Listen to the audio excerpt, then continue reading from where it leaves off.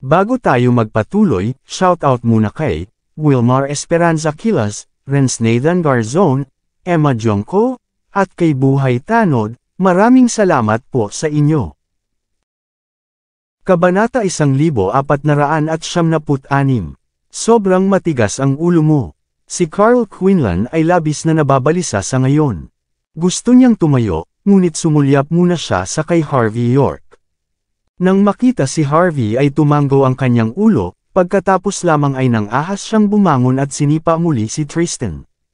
Lumuhod, humingi ng tawad. Tinakpan ni Tristan Quinlan ang kanyang mukha at nanginginig. Hindi ako luluhod. Ang isang tao ay dapat magkaroon ng dangal at hindi dapat lumuhod. Sampal. Sinampal siya ulit ni Carl. Hinihiling ko sa iyo na lumuhod, at tumatanggi ka. Sampal. Humihiling sa iyo na aminin ang iyong mga maling gawa, at tumatanggi ka. Sampal. Ang isang tao ay hindi dapat lumuhod ng madali. Sampal. Babasagin ko ang iyong paa ngayon at magtatayo ng isa para sa iyo ng ginto. Pinsan. Tinakpan ni Tristan ang kanyang mukha, natigil sa likuran, at umungol sa kalungkutan at galit. Tama na, sapat na. Ano ang magagawa ng brat na ito? Bakit ka natatakot sa kanya? Sino ang impyerno? Isa lang siyang live-in son-in-law. Natatakot ka sa kanya ay hindi nangangahulugang natatakot din ako sa kanya. Mayroon akong pamilyang Braff, ang pamilyang Quinlan ng Georgia, ang pamilyang Baker ng San Francisco, at Longman sa likuran ko. Ang pagyurak sa kanya hanggang sa kamatayan ay sa loob lamang ng ilang minuto. Bakit ako luluhod at humingi ng tawad sa kanya? Hindi maintindihan ni Tristan. Si Carl ay isang kontrabida na batang master ng isang henerasyon. Gayunpaman, bakit siya natakot kay Harvey? Tiyak na ito ay isang kahihiyan sa pamilyang Quinlan ng Georgia. Tumingin din si Hugh Baker kay Carl sa sandaling ito. Quinlan pamilya ng Georgia, kaya ano? Lumuhad pa siya sa isang live-in son-in-law. Tinuro pa rin ni Tristan si Harvey sa sandaling ito. Galit siya at hindi niya ito maisip. York, hindi ko alam kung ano ang ginawa mo sa aking pinsan. Ngunit sinasabi ko sa iyo, ako, si Tristan Quinlan, ay hindi natatakot sa iyo. Nais kong lumuhad sa iyo, maliban kung ikaw ay isang libingan. Ngumisi din si Hugh, oo, ang salitang tuhod ay wala sa diksyonaryo ng mga tao sa mga circle na pang-itaas. Ang pangkat ng mga mayamang kabataan at kanilang subordinate lahat ay nagalak. Nakita mo ba ito? Ito ang estilo ng mga malalaking shot. Ito ang estilo ng isang batang master. Lumuhod si Carl nang makarating siya. Ano ang nangyayari? Hindi lamang niya pinapahiya ang kanyang sarili, ngunit ganun din ang kanyang pamilya. Isang bangkos ng mga ageista. Labis na sabik si Carl na halos umiyak siya, alam na sina Hugh at Tristan ay nagkamali pa rin sa sandaling ito. Hindi siya nagpapakita ng awa sa sandaling ito. Patuloy niyang hinagupit at sinumpa ang mga ito. Inaasahan na bibigyan sila ni Harvey ng isang pagkakataon sa puntong ito. Pagkatapos ng lahat, ito ay itinuturing din na nagbibigay ng paliwanag kay Harvey. Kung gayon tiyak na hindi papatayin ni Harvey silang lahat. Gayunpaman, ngayon, hindi lamang hindi ito pinahahalagahan ni Tristan, ngunit mukhang mayabang din siya at labis na nagmamalaki. Tiyak na sinusubukan niyang patayin ang kanyang sarili. Ikaw, ikaw, ikaw, ikaw, ikaw. Pinayuhan ni Carl si Tristan, nanginginig, at sinabi, "Brat, wala akong pakialam kung mabubuhay ka o mamatay." Tinakpan ni Tristan ang kanyang mukha na tulad ng baboy at yumuko, "Sino ang nangangailangan sa iyo upang alagaan? Sa sandaling sinaktan mo ako, sa sandaling napahiya mo ako, patay ka sa akin. Hiniling ko sa iyo na tulungan ako, hindi upang mapahiya ako." Namumula ang mukha ni Tristan. Siya ay isang tunay na kahihiyan ngayon. Maaaring siya ang tumatakbo na biro ng circle sa hinaharap. Tinuro niya si Harvey sa sandaling ito at sumigaw, "York, hindi ako natatakot sa iyo.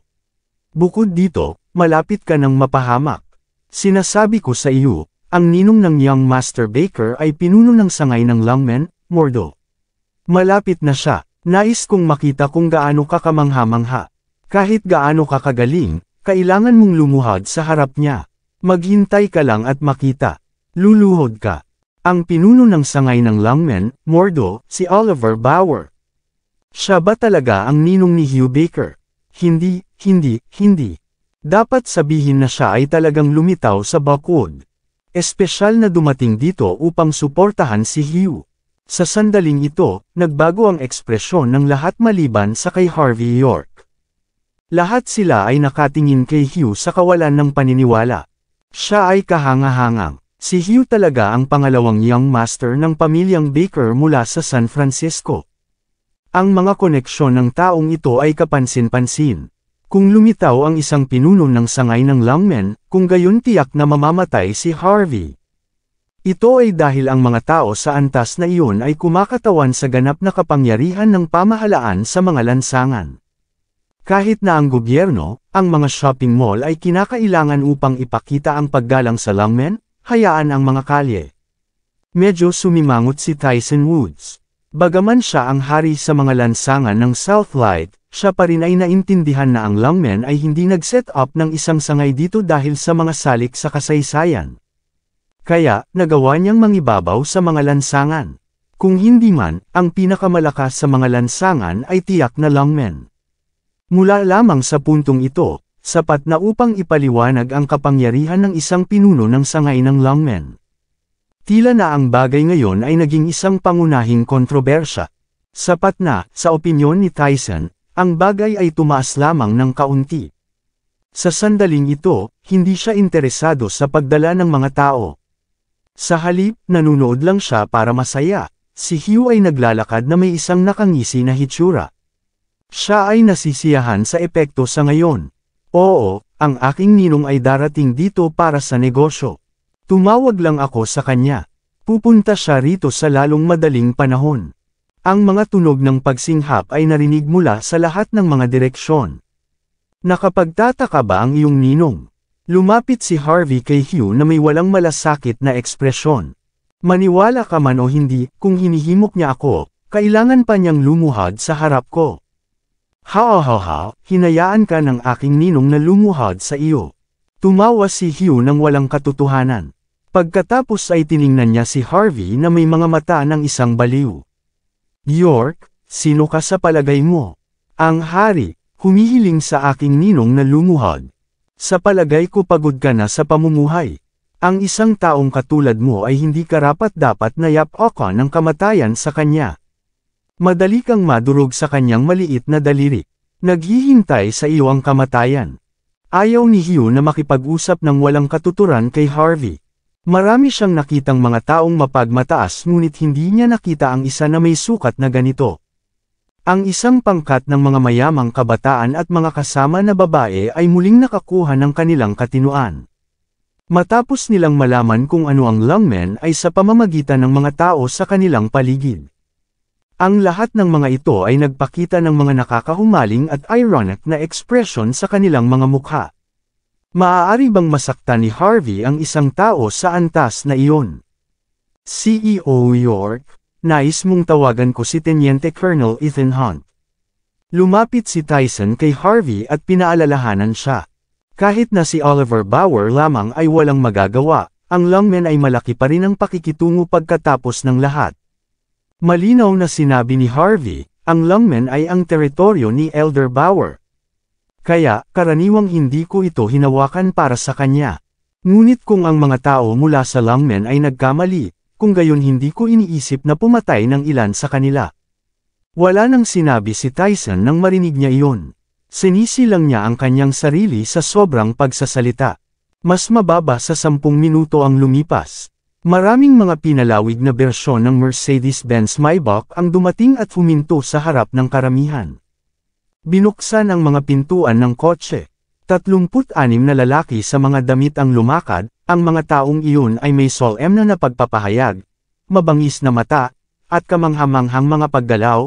Pagkatapos, lumabas ang isang matandang may suot na suit, hindi siya matangkad, 5 talampakan at 2. Gayunpaman, mayroon siyang isang ethereal aura at lumakad tulad ng isang hari. Pinalabas niya ang isang hindi masabi na aura nang maglakad siya, ang pinuno ng sangay ng Lungmen, Mordo, si Oliver Bauer. Sa sandaling ito, maraming tao ang kumuha ng kanilang mga mobile phone, naghanap ng impormasyon, at sinubukan na kumpirmahin ang pagkakakilanlan ni Oliver Bauer. Ang bawat tao'y pagkatapos ay napasinghap pagkatapos nito. Kamangha-manghang si Hugh Baker. Maaari pa niyang ipatawag ang pinuno ng sangay ng lungmen dito. Tila mayroon silang malalim na relasyon sa bawat isa. Medyo nagbago din ang mukha ni Carl Quinlan. Sinimulan niyang ikinalulungkot ito ng kaunti. Agad siyang nakipagtulungan kay Harvey York. Baka mapahamak siya ngayon. Tulad ng para sa mga babaeng kasama ni Hugh, lahat sila ay hindi makapaghintay na yakapin siya sa lugar. Napakagwapo ng young Master Baker. Kailangang tumabi ang lahat nang dumating si Oliver. Tinansya na si Sheldon Xavier lamang at ang unang utos ng militar, si Bellamy Blake, ay maaari pa ring magmukhang mabuti sa harap ni Oliver sa buong Southlight. Tulad ng para sa numero 1 tao ng Southlight, si Prince York, maaaring hindi rin siya makakuha ng kaunting paggalang sa harap ni Oliver. Pagkatapos ng lahat, si Oliver Bauer ay pinuno ng sangay ng lungmen, Mordo. Tulad ng para sa mapagmataas na si Harvey, hindi bababa sa kanyang balat na binalatan kung hindi siya namatay ngayong gabi. Maraming tao ang labis na nasa sabik. Lahat sila ay nais na makita si Harvey na maging isang biro. Brat, York, inaamin ko na ako ay nabasa sa kanya. Pinahihintulutan niya si Carl na lumuhad, na medyo kakaiba. Kaya, ano ang tungkol dito? Maaari ba siyang maging kalaban ni Leader Bauer? Biro lang siya pagkatapos ng lahat. Malalaman niya kung ano ang pagkakaiba sa pagitan niya at isang maimpluwensyang tao tulad ni Leader Bauer sa lalong madaling panahon. Lahat ng naruroon ay tumingin kay Harvey na may awa. Ito ay natural lamang para sa malakas na makiramay sa mga mahina, ang mga matalino na nakisimpatya sa mga hanggal.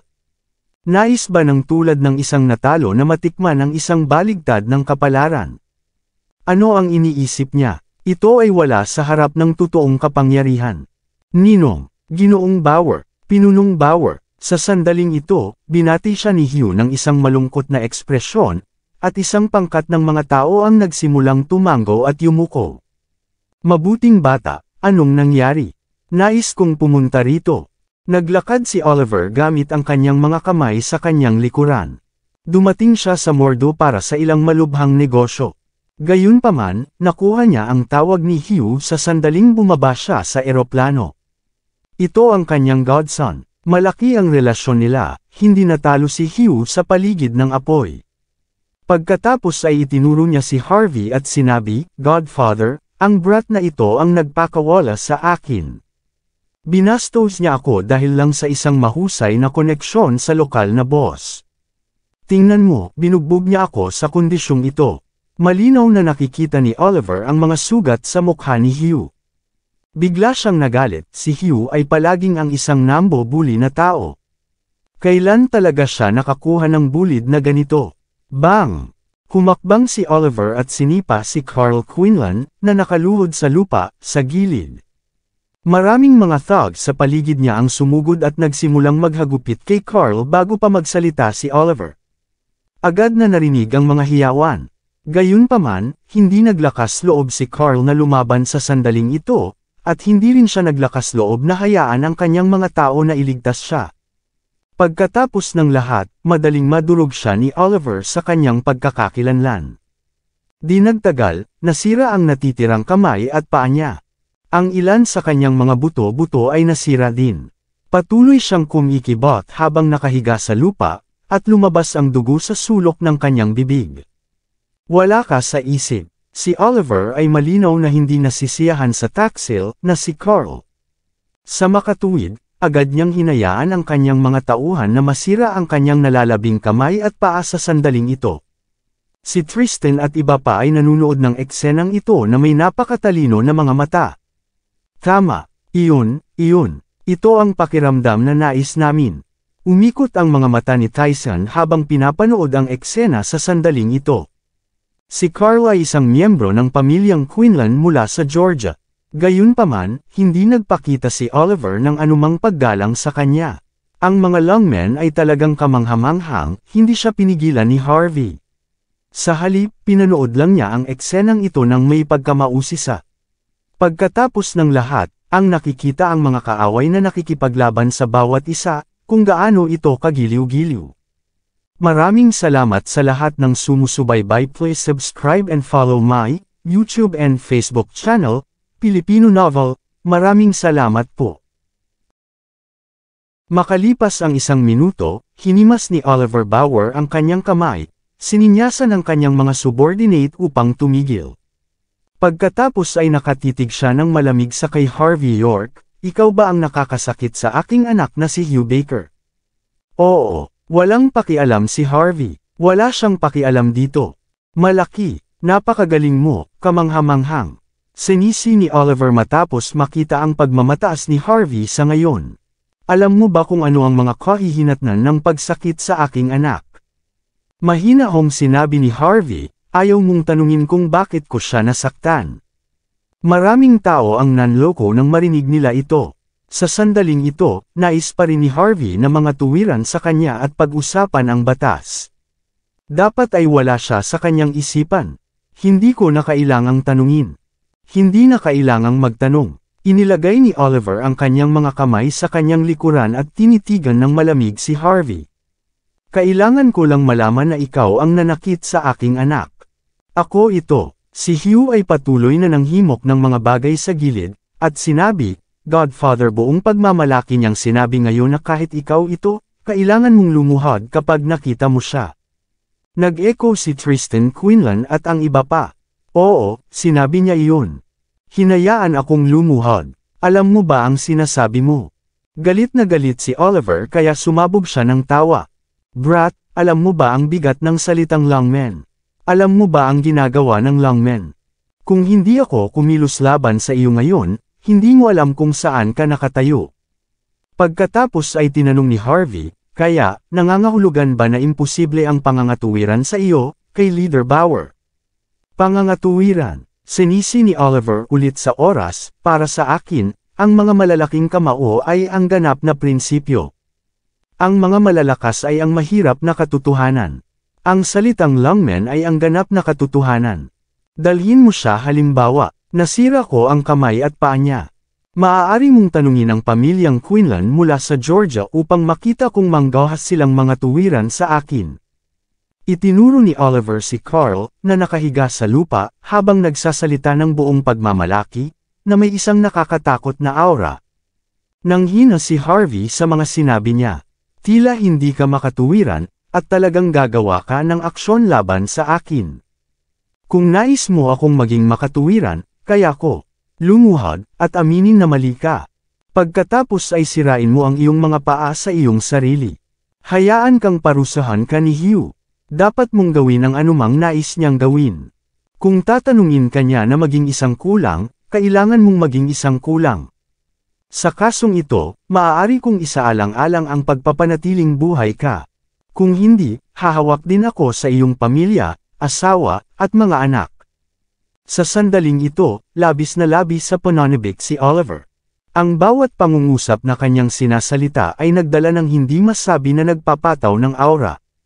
Sa teritoryo na ito, sa South Light, natatakot lamang siya sa 2 o 3 tao. Paano siya matakot sa ibang tao? Medyo naningkit si Harvey ang kanyang mga mata. Nakikisali ba si Oliver sa kanyang pamilya? Tila matagal nang nakalimutan ni Leader Bauer ang orihinal na hangarin na mag-set up ng longman. York, natatakot ka na ba ngayon? Humakbang si Hugh ng kalahating ngiti sa kanyang mukha matapos makita ang walang malasakit na ekspresyon ni Harvey.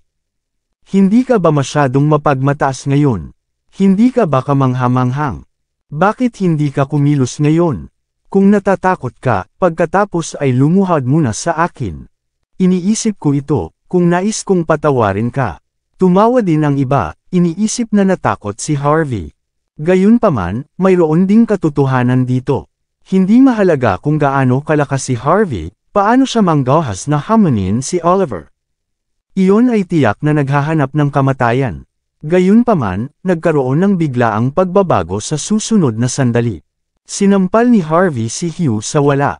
Sampal. Ang ulo ni Hugh ay idiniin sa lupa ni Harvey, at pinaikot ang kanyang ulo. Sino ka sa palagay mo? Gaano ka katapang na hayaan mo akong lumuhod? Humakbang si Harvey at sinipa si Hugh. Pagkatapos ay tumapak siya sa dibdib ni Hugh. Ninong, si Hugh ay nakumbinsi ng buo, na tinatakpan ang kanyang mukha.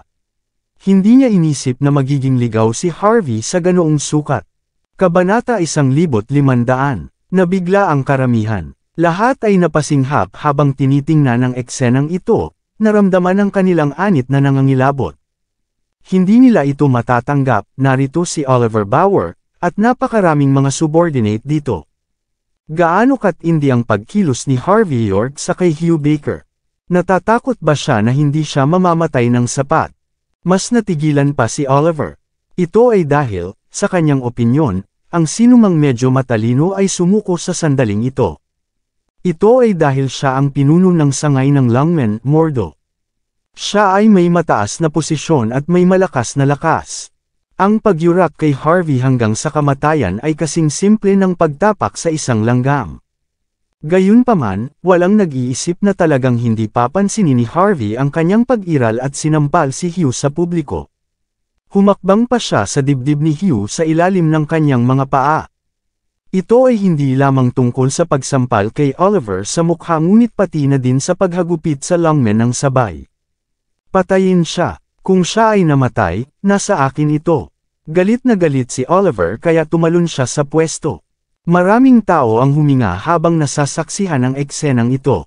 36 na thugs ang dumating mula sa kaliwa at kanan. Kahit na medyo natakot sila nang makita si Harvey na humakbang kay Hugh, malapit na nilang patayin si Harvey. Sa sandaling ito, mahinahon na kinuha ni Harvey ang kanyang mobile phone at nag-dial ng isang numero. Pagkatapos ay binuksan niya ang mode ng speaker, sa kalagitnaan ng gabi, mabilis na kumalat ang tunog sa walang laman na paradahan. Dalhin ang mga tao sa pamamagitan ng isang tawag sa telepono. Ngayon alam mo kung paano matakot. Ngumisi si Oliver. Nais kong makita kung sino ang nasa likuran mo. Pagkatapos ay maaari ko lang patayin kayong dalawa. Kumusta, sino ito? Maya-maya, isang matanda ngunit marilag na tinig ay nagmula sa kabilang panig ng telepono. Si Oliver ay bahagyang nagulat sa sandaling narinig niya ang tinig na ito. Hindi siya makapaniwala. Ang boses na ito ay pamilyar sa kanya. Paano siya hindi pamilyar sa tinig na ito? Gayunpaman, paano pinamamahalaan ni Harvey na maipasa ang tawag na ito? Sinabi ni Harvey nang walang pag-iingat nang hindi binibigyan ng oras si Oliver na mabigla. Elder Bauer, ito ako, si Harvey. Ang taong nasa kabilang panig ng telepono ay malinaw na nagulat. Ngumiti siya at sinabi, ito ka. Bakit mo ako tinawag sa kalagitnaan ng gabi? Mayroon bang anumang makakatulong sa akin? Bauer Samuel Bauer. Ang mga thugs mula sa Lungmen, na malapit ng magmadali sa ibabaw, lahat ay natigilan sa sandaling ito. Lahat sila ay mukhang mapurol at matamlay sa susunod na sandali. Pagkatapos ay hindi nila sinasadya na inilipat ang kanilang mga tingin patungo sa kinaroroonan ni Oliver at hindi alam kung anong ekspresyon ang ipapakita sa kanilang mga mukha. Samuel Bauer. Ang master ng Lungmen, si Samuel Bauer. Talagang direktang tinawagan ni Harvey ang Master of Lungmen. Samantala, naramdaman ng mga tao ng Lungmen na nababaliw sila. Lahat sila ay may problema sa paghinga sa sandaling iyon. Si Samuel Bauer ang alamat ng Lungmen. Siya ay dating elder ng army, walang kap-oras sa lakas ng labanan. Matapos marinig ang kabilang partido na nakikipag-usap sa kanyang sarili at naririnig ang pamilyar na tono na ito, hindi maiwasang hindi manginig si Oliver sa kanyang mga paa. Samuel Bauer. Paano ito magiging si Samuel Bauer? Ninong. Patayin siya. Ang brat na ito ay tumatawag pa rin. Tumawag ng mga tao. Naglalagay pa rin ng hangin. Nagpapanggap sa harap namin, Lungmen. Sino sa palagay niya? Manahimik. Biglang naging kakilakilabot ang ekspresyon ni Oliver. Kahit na mukhang mapotla siya sa sandaling ito, lumuhad pa rin siya sa lupa. Sobrang mapait ang tono niya. Magandang araw, guru. Ako si Oliver Bauer. Ang 36 na mga thugs na sa una ay nakapaligid kay Harvey ay lumuhad din sa sandaling ito. Thump, thump, thump. Magandang araw, guru. Ang buong karamihan ng tao ay natulala sa sandaling ito, lumuhod. Kahit si Oliver din. Ano ang nangyayari?